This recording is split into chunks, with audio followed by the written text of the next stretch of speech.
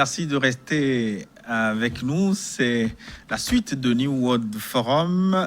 Covid-19 au Togo, est-ce que la situation est désormais sous contrôle? Nous en parlons avec trois invités. Le professeur Majesté Wateba Iwu, il est infectiologue, chef service de traitement des maladies infectieuses au CHU Sylvanus Olympio de Lomé, mais surtout en première ligne dans le centre de prise en charge du coronavirus au CHR de Lomé commune. Nous sommes aussi avec Dr Kaka Kalina, psychologue clinicien de la santé, enseignant-chercheur à l'université de Lomé. Il est le président de l'association des psychologues praticiens du Togo.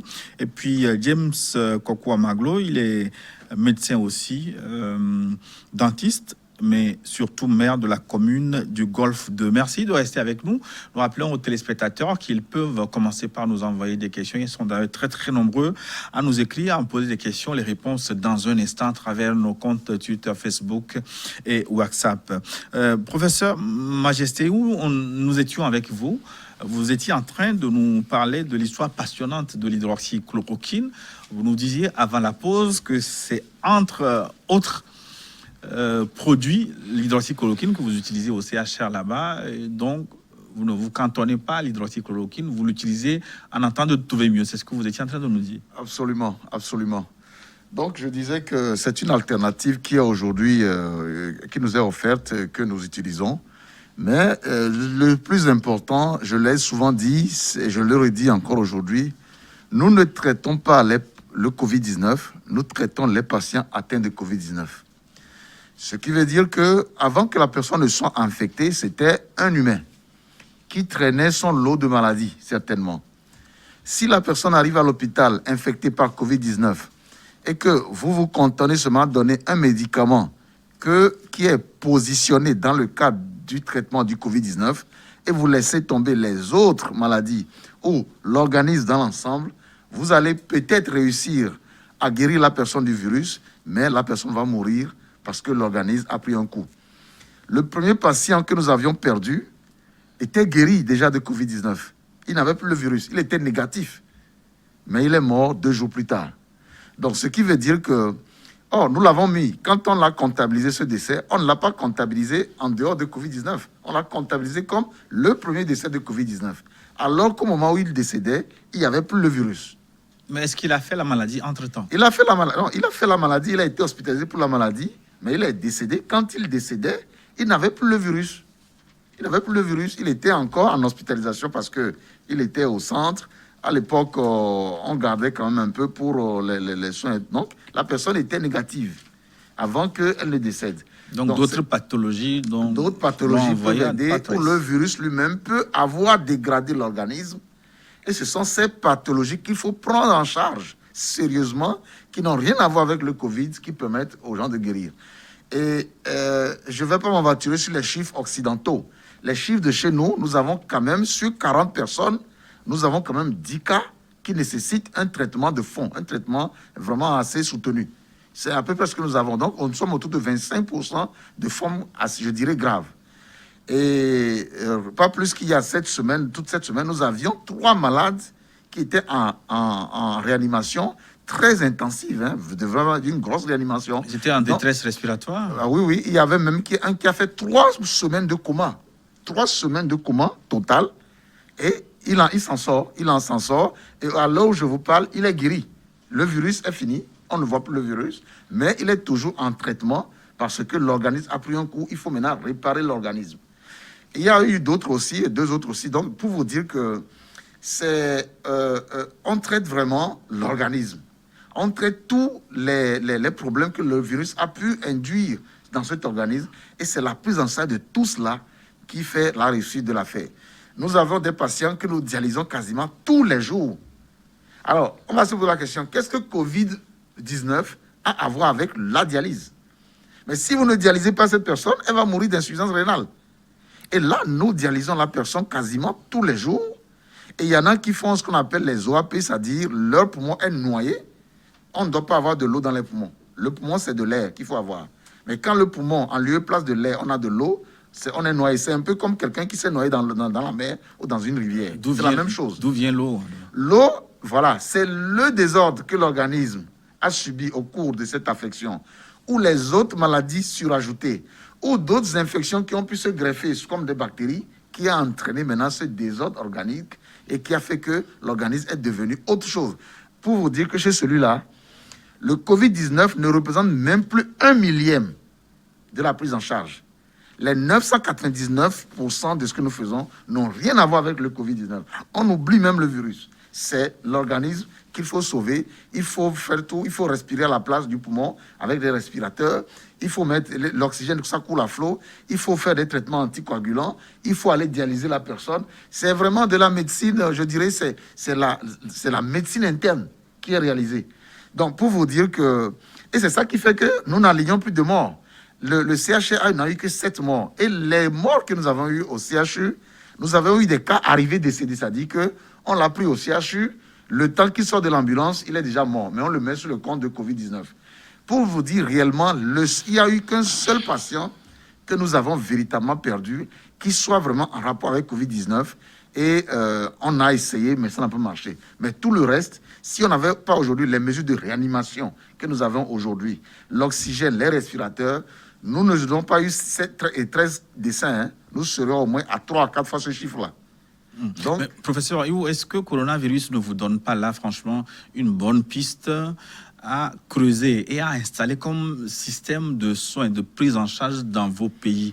C'est-à-dire, quand le patient vient chez vous, ne pas vous cantonner à soigner le mal dedans et le laisser repartir, mais faire un traitement général. Ça se fait déjà comme ça. C'est ça la médecine. La médecine, ce n'est pas une science exacte. Kodjo ne fait pas le pali de la même façon que Kofi. Et vous-même, vous allez voir que les palis que vous avez faits, tous les palis ne se ressemblent pas. À plus forte raison, différentes personnes. Donc, c'est ça le travail que le médecin fait. Le médecin, c'est vraiment... On ratisse large. Maintenant, votre question, là où vous vouliez en venir, mais vous aussi, vous avez esquivé un peu, mais j'ai lu dans votre tête, c'est est-ce que, enfin, coronavirus ne nous dit pas qu'aujourd'hui, nous devons investir dans nos systèmes de santé pour faire à tous les malades une prise en charge holistique, c'est-à-dire traiter tout et essayer d'aborder tout. Là-dessus, vous avez raison. Je crois que ça a ouvert les yeux à tous les États. Aujourd'hui, avec vos milliards, on ne peut pas vous envoyer à l'extérieur. Ça n'existe plus. Aujourd'hui, avec vos milliards, vous avez un jet, même privé, qui vous attend. Aucun hôpital ne vous prendra en Europe parce que tout le monde est débordé. Personne ne sait où il met la tête. C'est la preuve que ça chauffe. Tout le monde aujourd'hui doit faire chez lui.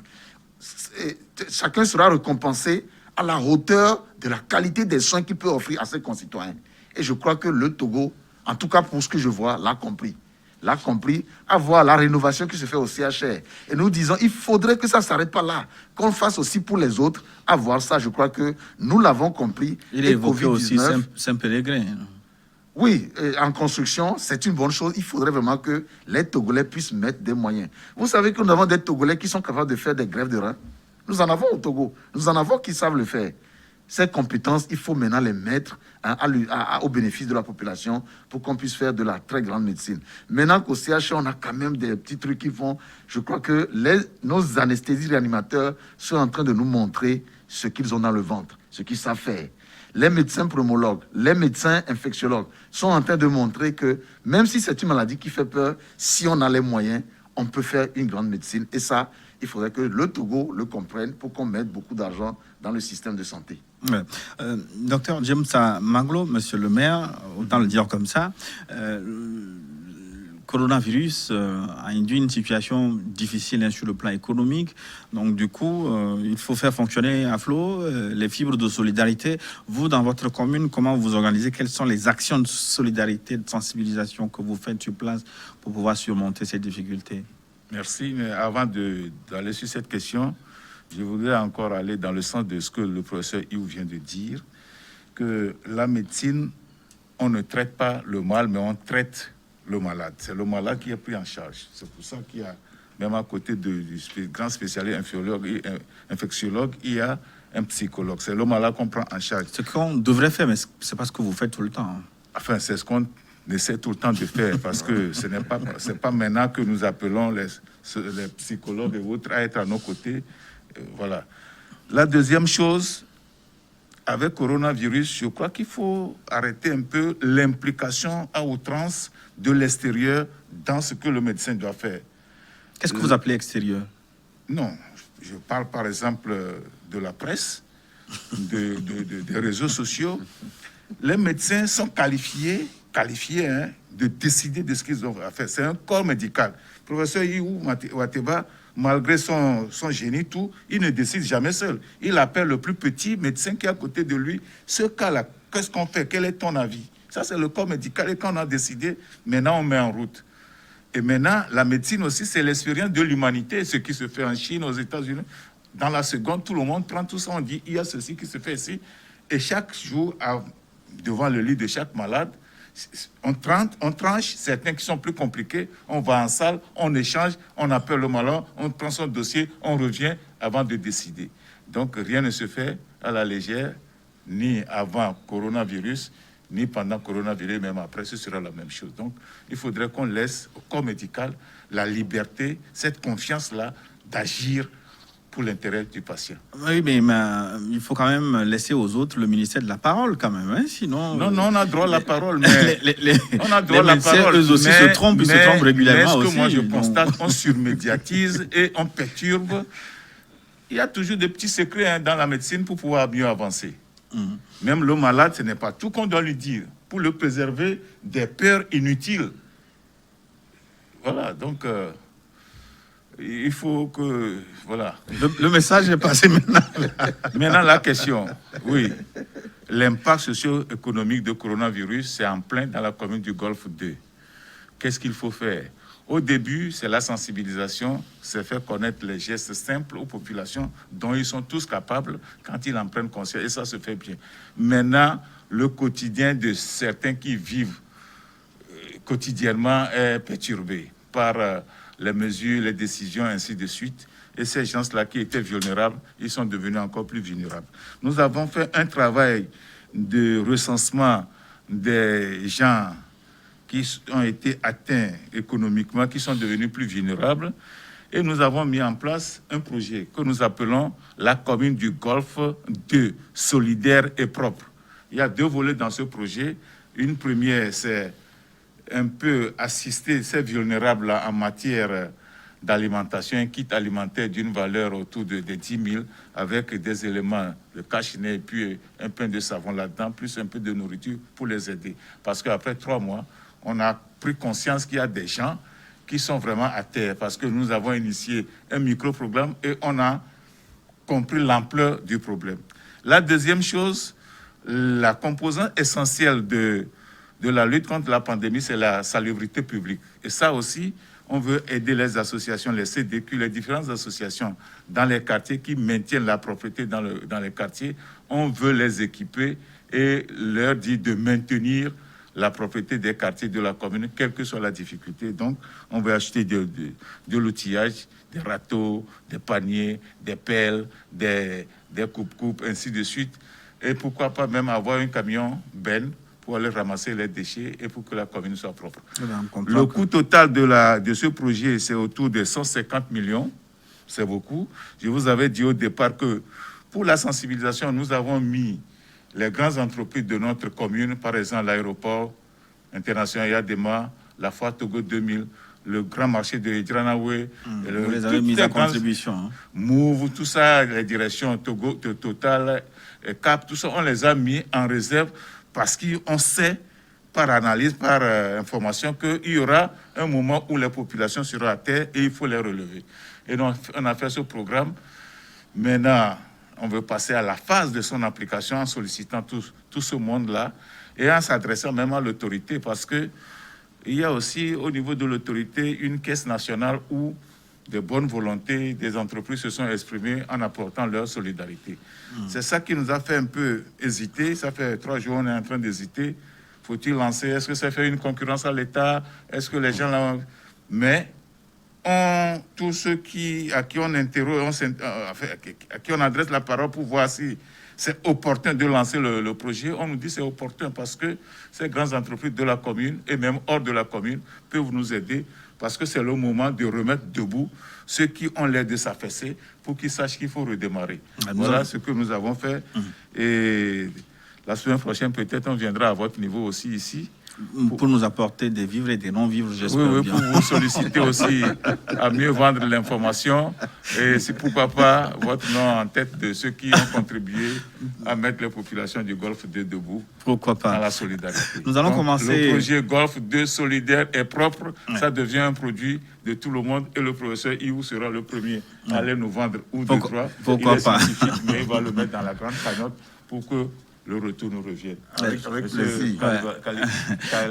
Kalina, ouais. Kalima, c'est ça, non? Kalina, Merci. Kalina, précisément. Nous allons commencer par répondre aux questions des téléspectateurs. Prenons tout de suite le 91 62 16.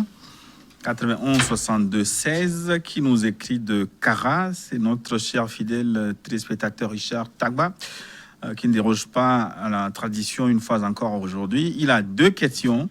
La première, pourquoi pas le temps de stabilisation de la maladie alors que chaque jour, il y a de nouveaux cas qui se signalent? Il a une deuxième question, professeur Iou. Selon les informations, la réouverture des écoles est imminente. Alors, t-il fait quelque chose au niveau des frontières, comme la mise en place des laboratoires pour tester les élèves et enseignants qui reviendront dans leurs écoles, surtout quand on sait que l'ouverture des écoles rimerait avec celle des frontières? Bon, la première question, pourquoi pas le temps de stabilisation alors que les cas augmentent? C'est la rapidité de l'augmentation. Nous avons aujourd'hui une inflexion, c'est-à-dire qu'on n'a plus 20 cas, mais on est en train d'avoir 2. Hier, par exemple, on n'a eu que 2 cas. Et on estime que ça se maintienne, enfin, on souhaite que ça se maintienne ainsi. Et aussi, les cas que nous avions eu récemment nombreux, c'était des cas qu'on a eu parmi les voyageurs, un groupe cible. Ce ne sont pas des cas diagnostiqués dans la population générale. C'est des groupes à risque qu'on a cantonnés, qu'on a dépistés. C'est pour ça qu'on a eu beaucoup de cas.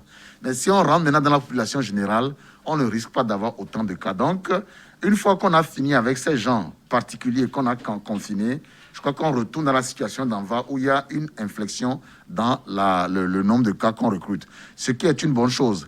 Et je crois que, corrélé à cela, il faut voir en même temps le nombre de guérisons. Quand vous avez plus de guéris que de cas diagnostiqués, vous chutez forcément. Et là, nous avons aujourd'hui dépassé, le nombre de guéris dépasse le nombre d'infectés. Nous sommes, et pour la date d'hier, 240 personnes qui ont guéri, contre 234 actifs, c'est-à-dire qui sont encore malades.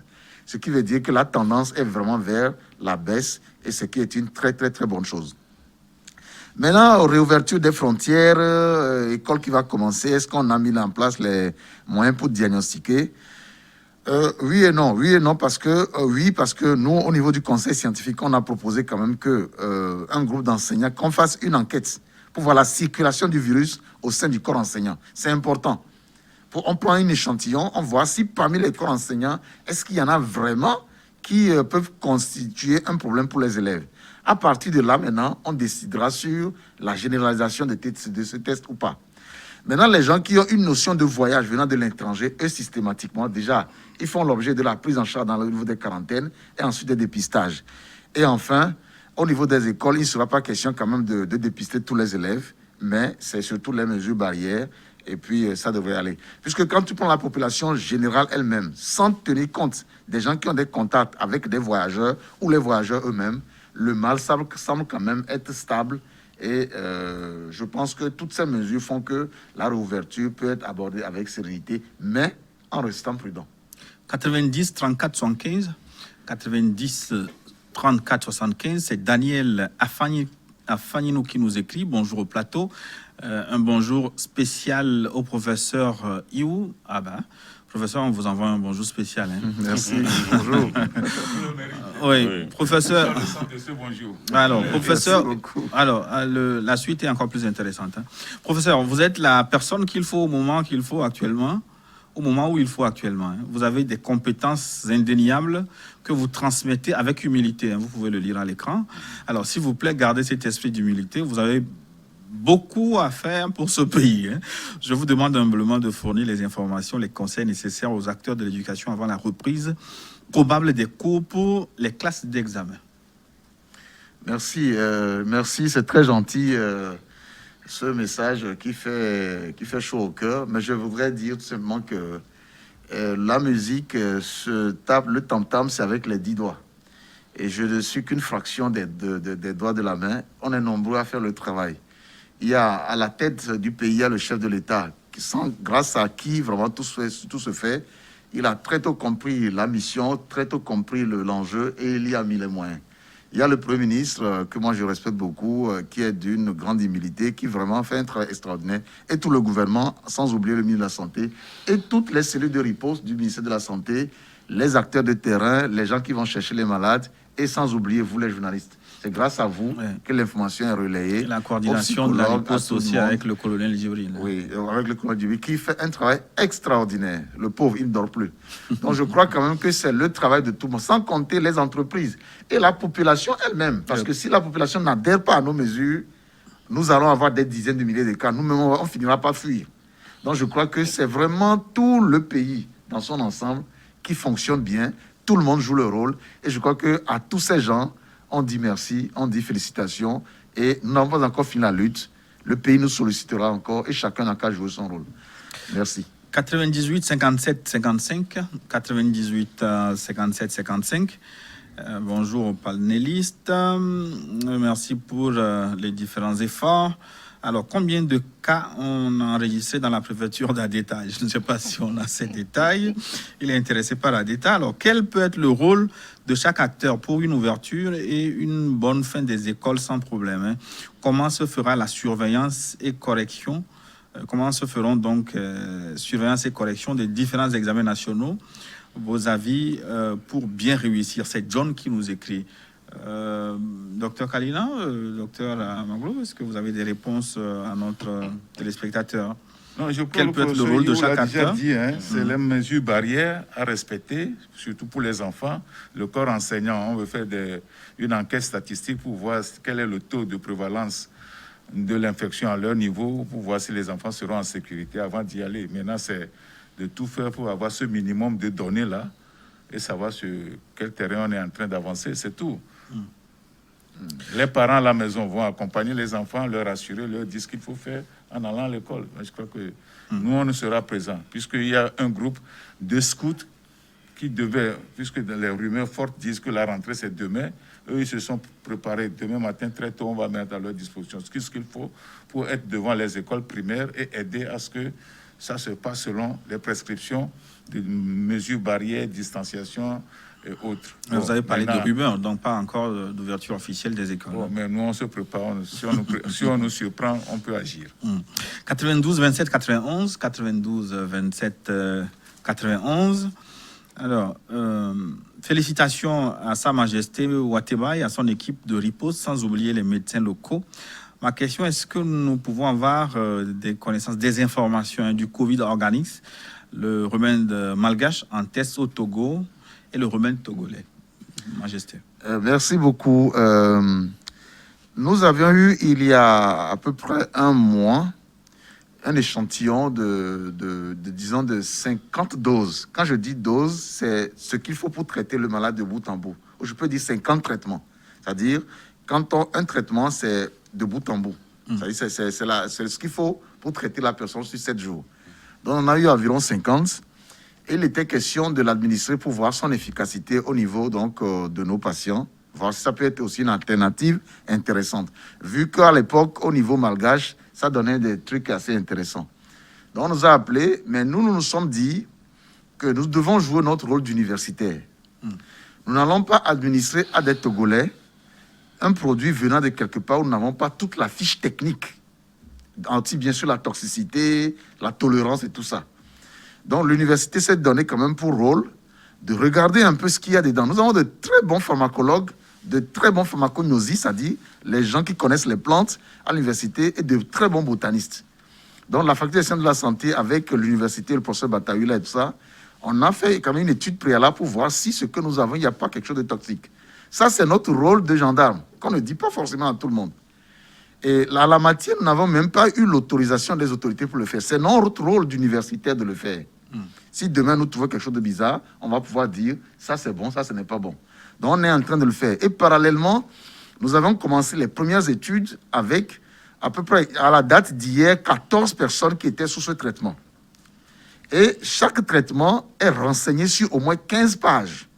C'est-à-dire chaque patient, c'est 15 pages qui sont renseignées.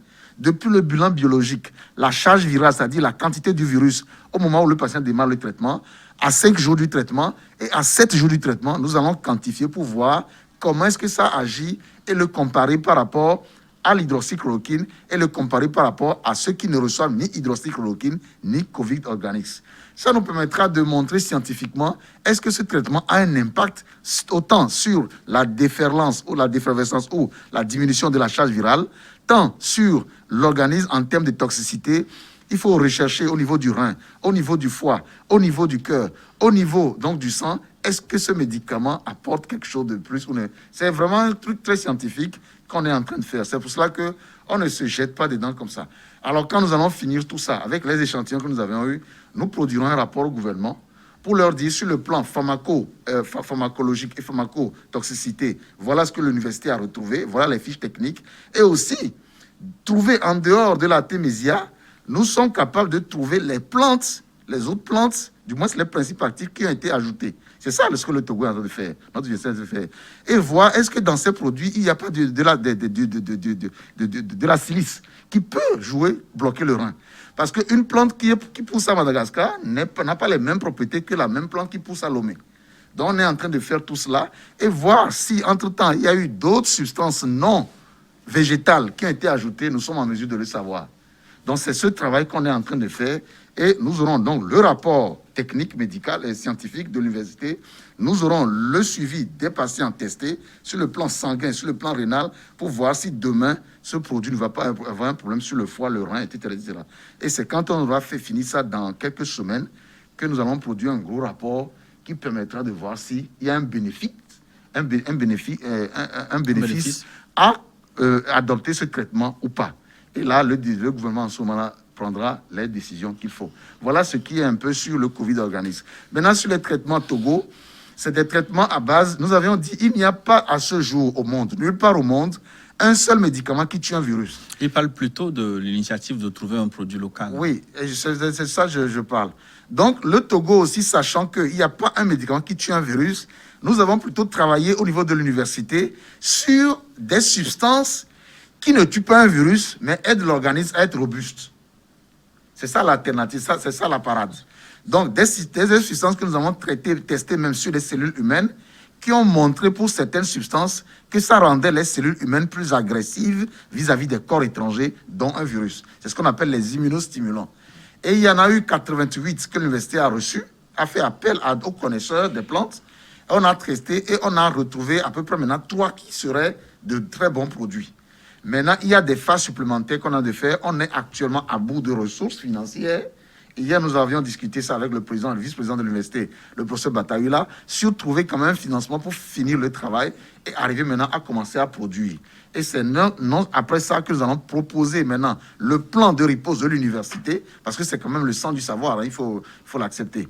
Et l'université va proposer ça au gouvernement, et si elle l'adopte, on peut passer maintenant à un remède Togo par rapport à cela. Ça ne sera pas un médicament qui tue le virus, parce qu'il n'y en a pas, il n'y en a nulle part, mais ça sera un médicament qui va rendre l'organisme robuste pour affronter le virus et donc permettre à l'organisme d'élaborer ces anticorps qui vont permettre la guérison. L'université semble avoir poussé des cornes, hein, apparemment. Oui, avec le professeur Kokoroko, ça va vite. Il fait un excellent travail et je l'en félicite encore une fois de plus. Docteur si vous me permettez, je voudrais féliciter le professeur Iwateba pour la rigueur de cette démarche scientifique qui conditionne l'utilisation d'un médicament. C'est vrai, il y a les médias qui se sont mêlés à beaucoup de choses, mais ils ont tenu bon. Moi, je voudrais le saluer pour ça. Parce qu'un médicament ne vient pas comme ça sans savoir c'est quoi. Oui. On dirait que vous n'aimez pas beaucoup les médias. Hein. La deuxième chose, c'est que nous fassions confiance aux médecins. Ils sont compétents. Qu'on leur fasse confiance. Il vient de parler tout à l'heure des médicaments qui permettent à l'organisme de mieux résister. Donc, je crois qu'ils sont habitués à ces genres de combats parce que les maladies qui viennent, qui surgissent comme ça de l'inconnu, il y en a, c'est tous les jours. Et le corps médical est formé de telle sorte que, vous l'avez vu tout à l'heure, on a voulu le féliciter, il a cité tous ceux qui étaient dans la chaîne pour que ça soit une chaîne. Il y a cette humilité qui est dans le corps médical et ça leur permet d'être plus efficaces. Donc, faisons-leur confiance. Merci. 90, 87, 49, 90, 47, 49. Alors, qu'est-ce qu'il nous dit? Merci de nous informer régulièrement sur l'évolution de la maladie Covid-19 au Togo. Coup de chapeau au professeur Iou dans les travaux de terrain au CHR Lomé Commune. Ma question est la suivante. La série de nombreux cas enregistrés dans ces dernières semaines viennent... alors, la série, est-ce que ça vient des personnes mises en quarantaine ou directement des communautés? Ensuite, qu'en est-il des infirmiers au CHR Sylvanus Olympio mis en quarantaine entre-temps? C'est Christophe qui nous écrit depuis le quartier des Étoiles à Takpamé. Merci pour la précision et bonjour Christophe. Merci. La première question est relative à chose comment on l'a déjà... J'ai un trou de mémoire là. Bon, je commence par la dernière et on reviendra à la première. Alors, qu'en est-il des infirmiers mis en quarantaine? Là, je vais vous surprendre. Ça a amené hier et avant-hier à écrire un document de stratégie au Togo pour que désormais le personnel médical traite mieux nos patients. Le constat qui est fait, la psychose est telle que le personnel soignant aussi a peur parfois d'approcher les malades. Et ça fait qu'il y a des patients qu'on prend pour suspects et qui sont finalement abandonnés et qui en meurent. Nous en sommes conscients et on veut remédier à ça. C'est parti du fait qu'on se disait que les gens peuvent s'infecter si facilement. Mais on s'est rendu compte que les gens mis en quarantaine à l'hôpital, parce qu'il y a été des contacts de sujets confirmés, n'ont presque pas développé d'infection. C'est-à-dire la quasi-totalité. Plus de 100 personnes qui ont été mises en quarantaine, quasiment personne d'entre eux n'a développé une infection. Celle qui a été infectée, on a finalement, quand on a fait l'enquête, elle serait même infectée avant. Ce n'est pas le cas hospitalisé qui l'aurait infectée, elle l'aurait eu déjà. Puisque le jour même où on a diagnostiqué les patients confirmés, c'est ce jour-là même qu'elle aussi, son test a été positif. Donc, on s'est dit quand même, c'est invraisemblable qu'elle a été infectée au départ de ces patients. Et il y a eu après maintenant un groupe de quarantaine de gens qu'on a mis. Finalement, les résultats sont revenus négatifs. C'est là qu'on a compris qu'il n'y avait pas vraiment à abandonner les patients sans soins parce qu'on a peur de l'affection. Donc, on est en train de travailler là-dessus parce que les morts, maintenant, ça commence pas à faire truc. Surtout à l'intérieur, c'est la saison des pluies. Les gens vont venir avec le palu. Ça va stimuler les signes de la maladie, du Covid, et on va abandonner les gens. Donc, on est en train de revoir les choses. Donc, par rapport à cela, les quarantaines quasiment au niveau du corps soignant, en tout cas au niveau des structures publiques, n'ont rien donné de significatif. Dans les structures privées, eux aussi, ils ont été surpris au début parce que au début, personne ne savait que le Covid allait venir chez lui. Et le Covid est allé dans certaines cliniques et leurs personnels soignants, donc qui ont été des contacts, se sont positivés. Mais il n'y a pas eu de décès, il n'y a même pas eu de cas graves parmi eux. Aujourd'hui, ce problème, quasiment, je crois, est réglé. Donc, pour dire encore aux corps soignants qui nous écoutent aujourd'hui que Covid-19, c'est une maladie qui n'est pas simple, mais au Togo, avec ce que nous avons comme mesure barrière, nous sommes plus ou moins quand même assez protégés si nous respectons bien les normes et qu'on peut travailler, continuer à donner des soins à nos populations, à nos frères et sœurs qui viennent nous voir. Et l'hôpital ne doit pas être un mouroir, mais un endroit où on doit pouvoir trouver la vie. Alors, la première partie de la question que j'ai... Oui, la première partie demande les cas enregistrés en mai, les cas nombreux, est-ce que ça vient d'une contamination communautaire? C'est surtout les voyageurs venus du Ghana. C'est majoritairement eux. Et après, maintenant, il y a eu les gens qui sont contaminés. Les éléments venus de l'Ouest. Voilà, de l'Ouest, voilà. Pour ne pas citer le merci beaucoup. 91 30 87, 91 30 87. Alors, lui, il nous dit qu'il ne croit pas carrément à l'existence de la maladie. C'est son avis. 91 30 87. Alors, il explique pourquoi il ne croit pas à l'existence du coronavirus. Il dit aucun journaliste n'est allé aux côtés des populations pour aller voir les malades au CHR Lomé Commune et que c'est toujours la mouvance présidentielle, je ne sais pas ce qu'il appelle mouvance présidentielle, qui vient nous dire tout ce que vous voulez. Alors, pourquoi lui, il est obligé d'y croire? Bon, rapidement, je lui réponds. Carole Peto, il y a à peu près 10 jours, est venue même servir à manger aux patients en zone rouge. Donc, elle s'est habillée, elle est venue. Carole Peto, qui est une journaliste de la télévision nationale. Qui anime l'émission Santé d'abord, elle est venue. Ils étaient même deux. Elle s'est habillée, elle est allée en zone rouge. Elle a servi même à manger aux patients. Donc, je crois quand même que... Bon, et d'autres personnes, parmi les gens qui sont allés. New World TV a déjà fait un reportage sur place là-bas. Donc, les malades, s'il veut qu'il m'appelle, il vient me voir, je vais l'habiller, on va aller en zone rouge, il verra par lui-même, il va voir même les cas de réanimation. Et s'il a besoin de ça, on va le faire. Docteur Amaglo, Oui. il paraît que c'est la mouvance présidentielle qui en parle, mais vous, il me semble que vous êtes d'une mouvance violette, là. Oh, vous savez, quand on a trop de problèmes, des fois, il faut se décontracter. Je crois qu'ils s'amusent. Oui. Ils s'amusent. Aujourd'hui, personne ne peut dire que le corona n'existe pas. Donc, il a dit seulement une boutade. Enfin, c'est juste pour s'amuser. Le psychologue... Personne ne répétera ce qu'il a dit. Et lui-même, en le disant, je crois qu'il s'est protégé contre le coronavirus. Le psychologue réclame la parole. Est-ce que c'est un cas pathologique? Je ne saurais le dire, hein, bon, parce que je n'ai pas croisé la personne pour voir... Alors, qu'est-ce qui explique ce déni malgré tout ce que je voulais qu'il dire, dit? c'est que coronavirus ou bien Covid-19 n'a pas de couleur politique. Alors, le professeur Yves n'est pas un politicien, donc c'est médecin, c'est un enseignant. Alors, s'il nous dit que voilà, c'est ce qui se passe là-bas, je ne pense pas que cela relève d'une constitution imaginaire. Et puis, on ne peut pas bloquer les aéroports et arrêter beaucoup d'activités pour la simple raison de le faire. Donc, cette affection existe et chacun d'entre nous doit faire tout l'effort nécessaire pour s'en prémunir et protéger les autres. Donc, je pense que c'est... Bon, je ne sais pas qu'est-ce que la personne veut véhiculer comme message, mais c'est important que tout le monde sache que le coronavirus est une réalité. Alors, on va poursuivre. Ce qui est essentiel, comme il vous a écrit, vous lui écrivez pour savoir où il se trouve, comment il se comporte, parce qu'il ne faut pas qu'il constitue le danger aux autres. Généralement, ces cas, ce sont eux qui se retrouvent finalement infectés. C'est déjà arrivé dans un pays africain qui croyait à la protection divine. Finalement, le président et sa femme... C'est vrai, il y a une phase. On peut prier. Quand il y a maladie, on prie. Mais il faut également agir parce que Dieu nous a donné une intelligence.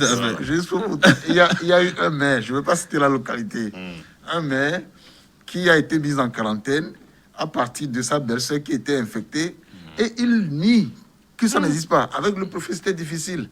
Et finalement, lui-même, il était positif, lui et sa femme. Et je crois qu'à eux, maintenant, on ne dira plus que... Il faudra les faire témoigner. Il y a un chef d'État aussi, hein, tout à fait. Lui dit, c'est... Bon. 90 15 09, 90 15 09. La question, comment peut-on parler d'ouverture de frontières alors qu'entre villes internes, la circulation reste impossible? Pouvons-nous espérer un jour Corona zéro? Oui, rapidement, je vais donner la parole aussi après aux autres. Hein.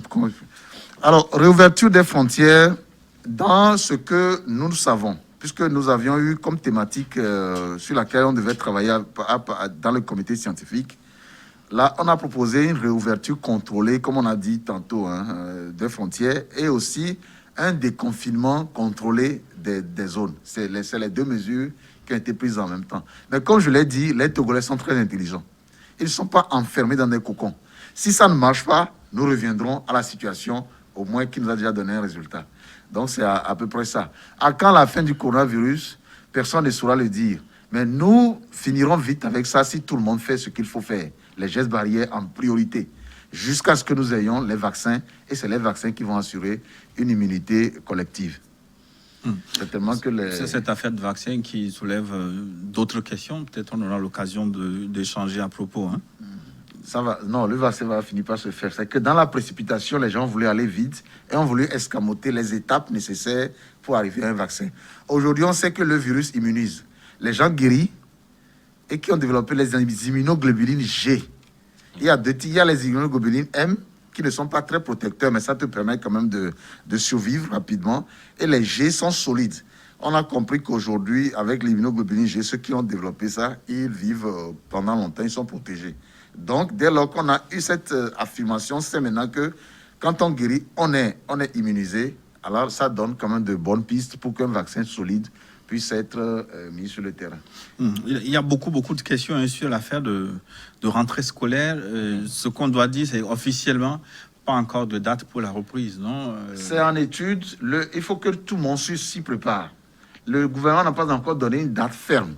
Mais demain, on entend, bon, il semble que les directeurs des écoles sont convoqués, et puis le 9, etc. etc. Mais il y a la tendance, c'est vers ça. C'est ce qu'il faut comprendre. La tendance sera vers la réouverture des écoles et même de l'université aussi. L'université déjà travaille avec les cours à distance. Mais la fois dernière, j'ai discuté avec le vice-président de l'université. On est en train déjà de préparer la réouverture physique de l'université. Donc, que chacun se prépare à ça, c'est ça le plus important. Que les parents cherchent déjà à parler à leurs enfants sur comment tu vas te comporter quand tu seras avec tes copains. Quel masque utiliser pour les enfants. Les amener à être responsables dans le lavage des mains. C'est ça plutôt le travail que nous devons faire maintenant vis-à-vis des enfants pour qu'ils ne soient pas surpris par la réouverture des écoles qui va se faire. 92 28 28 92 28 28.